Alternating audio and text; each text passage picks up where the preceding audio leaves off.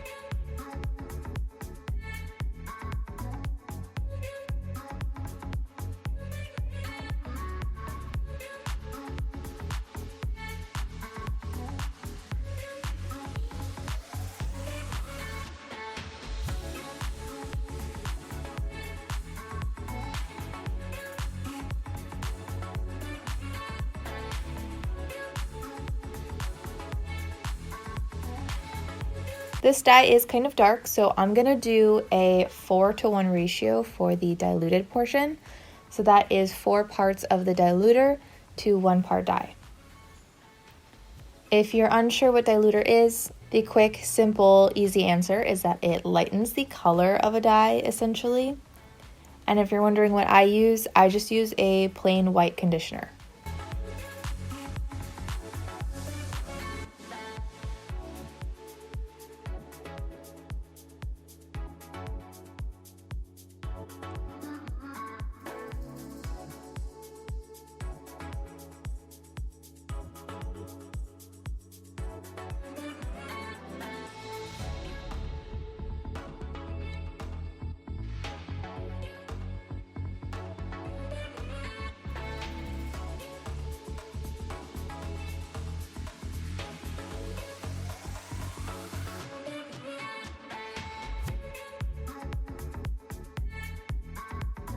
I like to let my swatches sit for about 3 hours, then I will rinse them out, and when they're dry, I'll meet you back here.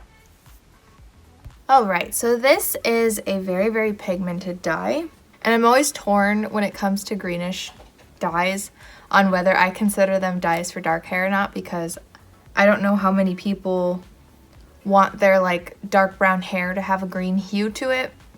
But I guess that's more of an issue with like bluish greens because they usually look more green than blue on darker hair. But anyways, on the pink swatch and the gray swatch, it definitely looks a little bit more blue in comparison to the blonder swatches. But I would say it looks the most blue on the pink swatch. 3 through 6 all kind of turned out similar. Number 4, there's not really anything, but I guess 3, 5, and 6, they almost look like a blackish green. And then number 7, you can start to see a little bit more of the color peeking through. For the direct dye portion, I would say it looks the best on number 9 through 12. And then for the diluted section, I think 11 and 12 are my favorite. But even the diluted section dyed the number 7, 8, 9, and 10. So again, very, very pigmented. For comparisons, I wanted to start with Arctic Fox in the color Aquamarine because I know that's a very popular color, and while it is a little bit more blue on my swatches, I just wanted to show anyone who is curious what it looks like in comparison. This is comparable to number 12. This is comparable to number 11 and number 10. So when I did the Aquamarine, I was still doing 2 separate parts of diluter, so that's why it gets lighter and lighter. Funny enough though, I feel like the very diluted Aquamarine does look similar to the diluted Cerulean C, and I'm assuming that's the yellow in the hair mixing with the blue of the dye, making a greenish color. But in reality, when you look at just the direct dye portion, they're both around the same depth. I feel like they're leaning on the darker end, but you can still tell the difference. Aquamarine is still very blue, and Cerulean C pulls much more green in comparison. The other comparison I wanted to do that I think is going to be very similar is Manic Panic in the color Enchanted Forest. This is comparable to number 12, number 11, and number 10. So, I mean, in person, they almost look exactly the same. Manic Panic might run a little bit darker in the direct dye portion, but honestly, it's kind of hard to tell. They look pretty much the same. So I would classify this as a bluish green, but leaning more green. Aquamarine is a bluish green to me as well, but to me that one leans much more blue.